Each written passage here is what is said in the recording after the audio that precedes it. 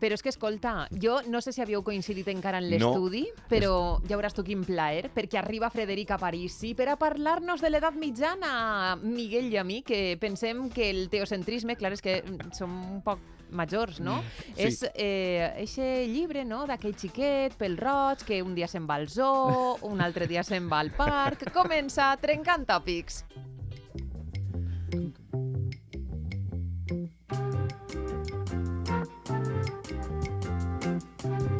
Espera, Frederic, que avui teu lligell on fica Susa, baix de Trencant Tòpics, llijo tu amb eixa veu dolça i avellutada. I com és habitual, amb esta sintonia de Yeto Trull, arriba la secció de Trencant Tòpics amb el nostre medievalista de guàrdia, que és Frederica Parisi Romero. Hola, Frederic, bona vesprada. Hola, molt bona vesprada. A què dona Com estàs? gustet escoltar I tant, a Miguel i tant. dir el teu nom i anunciar-te tot això? I damunt avui que és el primer dia que per fi el desvirtualitze o el desradiolitze, perquè l'havia escoltat per... Radiolitze, que difícil, sí, sí. És mal que has dit desvirtualitza i no una altra cosa. Ja ho sabia jo, que aniries per ahí. Ja ho sabia jo. Ostres. Escolta, que m'ha dit un pardalet que avui portes un tòpic calentet, diguem-ho així. Susa, amb la calor que fa, qualsevol tòpic és calentet. Mira, dona. també té raó en això, Miguel. Sí, a veure, ras i curt. Hi havia parelles, de fet, a l'edat mitjana, o només existia el matrimoni com a forma legal de convivència entre un home i una dona? Què penseu? Parelles de fet. És que... Hi havia parelles de fet? És que les preguntes així les Val. fem nosaltres, perdona, Frederica Parisi. Hi havia parelles de fet a l'edat mitjana o només existia el matrimoni com a forma legal de convivència entre un home i una dona? Doncs trenquem el tòpic del matrimoni indissoluble perquè sí existien les parelles de fet a l'edat mitjana. Pumba. Ja comencem. Bomba. Ves Què? en compte, és que Miguel això no ho ha viscut encara mai, no et talles, No. perquè així se fa de trencar coses que... Clar, te quedes de pasta De pasta de moniato, moniato, sí. Totalment. Però escolta, a mi el que de veritat em crida l'atenció és com s'ha pogut retrocedir tant si a l'edat mitjana ja hi havia tot allò. Com ens ha costat, diguem, tornar a eixe punt després de tanta intensitat, que si el matrimoni, que si Clar. això és sagrat, que si A veure, tal... jo tampoc voldria que la gent arribara a l'altre extrem i diguera que això, que a l'edat mitjana tot eren parelles. De fet, no, jo no dic això. Però sí que és veritat que des de Trento, el mal ve des de Trento i la Contrarreforma, a la segona meitat del segle XVI, perquè abans, a l'edat mitjana, la gent ho tenia molt clar, no? Allò que dia Ausiàs Marc, no? La carn vol carn, no s'hi pot contradir, no? I fins i tot és clar que tenien concubines. Concu saps? què? Concubines. Concurella. Cucurella. A veure, clar, sí, el vocabulari també és molt important, perquè a veure, una concubina és una dona que viu amb un home, val? I és una relació pública, estable en el temps i reconeguda, i podríem dir fins i tot acceptada per la societat. Clar, això és una altra cosa de l'adulteri, en el que prima, podríem dir, és el vici, si voleu. Sí. És una relació també extramatrimonial, però és clandestina i puntual. Llavors és una diferència sí. important. Jo recorde que esta paraula la vaig descobrir sent bastant joveneta i recorde buscar-la en el diccionari i recorde en el diccionari en la qual la vaig buscar, que no sé quin era, no seria la RAE segur perquè era menuda, però deia alguna cosa així com senyora que vive con un hombre sin estar casado con ella. Clar, és que això és la qüestió fonamental, no? Vull dir, és una convivència en la que el criteri fonamental, o diguem-ne la particularitat, és que l'home ha de sostindre a la dona econòmicament. Aleshores, escolta, allí hi hauria que fer més matisos, no? Perquè qualsevol podia tindre una concubina, si l'havia de mantindre era Clar, més complicat. qualsevol podria tindre una Però qualsevol concubina. que tinguera una miqueta de... mercaders, artesans, llauraors rics, que pogueren, com dic, això, sostindre una dona. I sabeu què passa? Que és que les societats, fins a Trento, diria, els de Moderna me van a matar, però no igual. Fins a Trento, les societats europees han diferenciat entre el que és el plaer i l'amor, el sexe, per una banda, i la moralitat i el negoci que representa el matrimoni, per l'altra. Llavors, clar, això amb Trento se trenca perquè l'Església, que és veritat que des de molt de temps s'havia vingut esforçant, però en Trento ja diu, fins així hem arribat, això de les concubines, això del plaer fora del matrimoni, el plaer, de fet, s'ha d'acabar. Això ho va dir un amargat. És que jo, de veres... Probablement. Escolta, Probablement. per què dius que volen matar-te els teus companys d'història No, home, moderna? no, per lo de Trento. Lo de Trento. Està dient Trento, i Sí. veuràs. Clar, i això ens porta a un altre lloc. ens porta a un altre tòpic, no? Que em ve molt bé el que comentàveu en l'hora anterior, no? Perquè, clar, què passa amb els matrimonis? Els matrimonis concertats, els matrimonis... Perquè se'n parla molt, no?, de que negoci, s'introduïa no? molt, sí. Però clar, diguem negoci, en seguida pensem en el banquero de traje engomado i diners, i no és la idea esta. Quan jo dic que el matrimoni és un negoci, és perquè hem d'entendre que fins al segle XIX, en el que triomfa l'individualisme, i ahí està, per exemple, la novel·leta, bueno, anava a dir novel·leta, la novel·la, Orgull i prejudici, de Jane Austen. Novel·leta. Però, què vull dir? Fins al segle XIX, que triomfa l'individualisme, clar, les societats europees en particular han sigut societats col·lectives en el que tu eres només una baula d'una llarga cadena, d'una dinastia, no fa falta ser família reial per a tindre dinasties, i per tant tu te deus a aquest projecte, a aquest llinatge, a aquest clan, com vulguis dir-li. I per tant el teu interès personal, diguem-ne, que queda en un segon pla, i tu eres conscient de que queda en un segon pla. Clar. Per tant, aquests matrimonis concertats, negociats, no sé, aquests no necessàriament tenen que ser negatius. De fet, si ho pensem bé, al final, avui també en el nostre entorn, els matrimonis són concertats al lloc de treball. Vols dir que l'alcalde d'alguna important ciutat espanyola... Jo no dic res. No, però segurament el seu entorn no l'ha trobat en el Pirata Beach Festival. Clar, ahí està el negoci, vull dir, és la prova evident, vull dir, al final, en general, llevat d'aquella periodista que va acabar convertint-se en reina, en general trobem el nostre entorn, les nostres parelles, i això és l'evidència de que els matrimonis negociats, concertats, estan funcionant. També hi ha que se'n troben per casualitat, però clar, allò habitual és que t'ajuntes amb la gent que és més o menys pareguda a tu, no? Clar, això és el que vull dir, que al final ahí està el concert, això. Així que, José, per favor, vidres per a trencar el tòpic dels matrimonis concertats. Val, molt bé. Després d'esta defensa, una defensa meravellosa dels matrimonis concertats, i si eren tan bonicos, per què les concubines?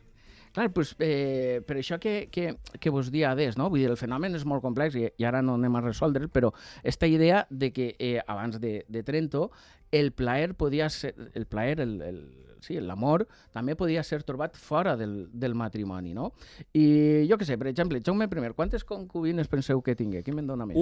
Mare si Déu. tenia 100 soldats, quantes concubines tindria l'home? A una per soldat. Molt ben vist, molt ben vist. La veritat és que tothom coincideix en dir que Jaume I era un individu ben plantat, encara que ningú l'ha vist en vida, però la veritat és que tenia... Però escolta, hi haurà dibuixos i tot això, no?, a partir dels quals s'han fet les estàtues i tot el que hi ha per les places i tot això. Idealitzat. És un poc ficció, ahir. Sí, no n'hi havia selfies. L'imaginari és... Llavors... Això és com les famoses que se'n van a un fotògraf i les fan una foto i diuen llevan cartutxera, llevan papada, no sé què, posa'm el filtre. I tu trobes que Jaume li diria... Ai, Jaume, com si fora mocós. Jaume I li diria al dibuixant: fes-me una miqueta més d'abdominals ahí, pinta'm la tableta de xocolata. No, però al ser Rochet, que tinc, al ser Rochet, al tindre la barba Rochet, triomfava, no ho sé.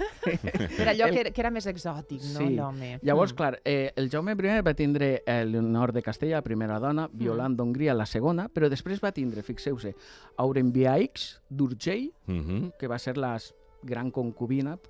Li diria Aure en la intimitat, no? Probablement. Aurem. Sí.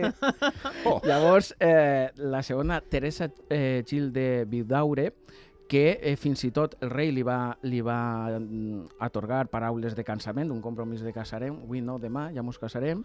Van tindre 2 fills que va reconèixer, el Jaume de Gèrica i Pere de Llarbe, els va legitimar, que això és un altre meló que no obrirem avui. Però al contraure el lepra, la Teresa la va dir, ahí te quedes. Ja no m'interessa. Ja no li interessava i va tindre com a concubina la Berenguela Fernández. I encara abans de morir en tindria una altra, Sibila, m'encanta el nom. Sibila de Saga. Aurem, Teresa, Berenguera o Berenguela i Sibila. Heartbreaker, no?, el Jaume I. I aquestes són les documentades, vull dir, i després estan, clar, les amistances, que eren aquelles que passaven una nit o dos i després... Però, que era un picaflor, sí, vaja. Només. Sí. A més, has dit que no només eren els reis els que tenien concubines, no? Que afectava a tothom. Sí. Jo què sé, l'exemple clàssic és ficar els reis, no? Però penseu que a Gandia, a principis del segle XV... Home, clar, no podia eixir ara a Gandia. Jo he intentat passar de puntetes, però... Sí. A Gandia, sense fer una recerca específica, a principis del segle XV m'he trobat amb un capellà i dos llauradors que tenien concubines. Dos llauradors? Ai, escolta, però a veure, tu això com t'ho trobes? Perquè jo també soc de Gandia i jo aquesta documentació, aquesta informació no la tinc. O com està escrit en els llibres eixos que tu consultes tan exclusius? Jo, fulanita, concubina de Bengano, vivia amb ell... Jo què sé, a veure, que està clar que no s'amagaven, però com està això documentat? A vegades és la pura casualitat, no? Hi ha diverses tipologies documentals. Unes són les visites pastorals, que abans de vindre n'he ficat una en les stories meu de l'Instagram, de Paterna. El vicari de Paterna tenia una concubina, diu, bueno, treballa per a ell. Diu, però té dos fills que li diuen pare. Ui! Val? Les de Gandia, doncs mira, una és Francesca i vaig topar en ella arran d'una delegació de poders amb el seu concubí.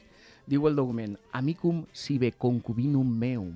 Està claríssim. Saps? Vull dir, ahí està el apego. I clar, ella dirà, perquè jo soc concubina vestri, Jacobus Roger. Roger li diuen al paio. I l'altre paqui. Clar, això és un document un tant casual. La història d'infidelitats, de violència, d'amor, en la qual fins i tot intervengué el mateix duc de Gandia i candidat a ser rei de la corona d'Aragó, Alfons el Vell, és la història de Toda. Toda, te necesito toda. Ni una semana sense Jesulín, como antes. A veure, este home ja estava al segle XV, Jesulín. No. A veure, aclaríssim-nos això perquè jo no entenc la relació. Home, pel nom i Clar, Toda. Toda. És que el seu nom és Toda. Toda. Ai, vaja, val. Era un poquet fort. Estava Paquita... Paqui i Toda. Això quin nom és? És un nom aragonès. Sí? No ho sabia. Però ja ha desaparegut. Però no queda cap resquici? No he buscat en l'INE, però no queda. És que et veig capaç, Bueno, ara ho faré quan hi cap. Bueno, tot arranca en 1403, amb el testament de Simó Terol, i diu, pels bons serveis fets per Toda, li faig donació del llit, amb totes les robes del llit, i una quantitat de diners que se li donarà quan jo muira. Clar, el llit, diràs, home, un llit va ser-li que compres. No, en el llit, vull dir, el llit és on se naixia, on se feien els xiquets, on se paria i on se moria. Sí? Pues. Clar, si ho fas a l'hospital eres un deserrat. Per això els nostres avis, els nostres pares, sempre han tingut rebuig a anar a l'hospital, perquè als hospitals van als pobres. Volen morir en sa casa, en el seu llit, en el qual s'han parit, han fornicat i volen morir. Mira. Ai, escolta, no, desconeixia jo aquesta data també. I on se n'amagaven els bitlletets també. També. I els cereals. I això no ho hem conegut nosaltres, però cereals també s'amagaven baix de llit. Total, que això passa en 1403 i en 1405 ja apareix un document en què diu Simó i Toda, la seva concubina, i signen un document que no estendré. Però el que obri i conta la història és el testament de Toda. Toda Gilda Barques, que per cert és un cognom d'aquella zona. Toda Gilda Barques, natural de la ciutat de Saragossa i ara habitant en la vila de Gandia, amb Simó Terol, el més jove veí de la dita vila. Ja està. Estan vivint junts. Clar, ja està ahí plasmat en un document oficial. I, clar, què passa? Que el nomena Mar Mesor i diu, amb l'única condició que con lo dit Simó Terol haja muller i estiga a mitges amb ella... Que quan se muiga, no? Que la dita muller del Simó Terol no puga haver ni aconseguir de cap manera raons béns meus. A veure. Claro, ahí està tot. O sigui, el Simó Terol està casat, però no viu amb la dona, i ella, Toda, que és la que viu amb Simó, diu, jo te deixes béns, però que de cap manera els meus 4 béns que tinc vagin a la col·lega teua, a la teua dona oficial. A la teua dona oficial. Sí. Molt bé, Toda, no? Clar. Molt bé, Toda. Perquè, clar, el Simó i la seva dona continuaven casats, però ja no vivien junts. I clar, i el culmen, ho explica tot, és el duc de Gandia, que de repente apareix amb una sentència a favor d'un altre llaurador ric de la vila i conta la història. Diu, 2 anys són passats, poc més o menys, que Joan Ramon entra dins d'en casa Simó Terol, menor de dies, laurador i veí de la dita vila, i cometent crim d'adulteri amb na Caterina, muller del dit Simó Terol, nafràs lo dit Simó d'un colp de punyal per los costats, del qual isqué molta infusió de sang, i de qual cop aquell, dit Simó Terol, cuida de morir. A veure, fes-nos un resumen en Clar, però és que valencià actual. Jo m'emociono. És que sí, però està Clar, molt Jo bé. sé que algú mor, però... no, al final La infusió de sang està molt bé. La infusió... Però li va el Simó Terol està una llaurant, navaixà. està allí fent negocis, arriba a casa i se veu aquells dos, saps? Com el Pim, Mario. pam. Com Sí, el Mario. sí. Se'n recordeu de Mario? Qui és El de Mario? Cruces, Tres Bruces. Qui? Mario. Mario, ahora que están a Cruz de Chocano de Cruz de Navajas. Ah, val. Clar, és un Mario sí. del segle XV a Gandia. Llavors, entres, es veu allí, manos en la massa, i aquell se tenen alguna paraula, se trau el coltell, el ganivet, la Sí. faca, pam, li clava una ganivetada i aquell se desagna. El que passa és que no arriba... I per això fa el testament. Mhm. I que li dona a la toda esta.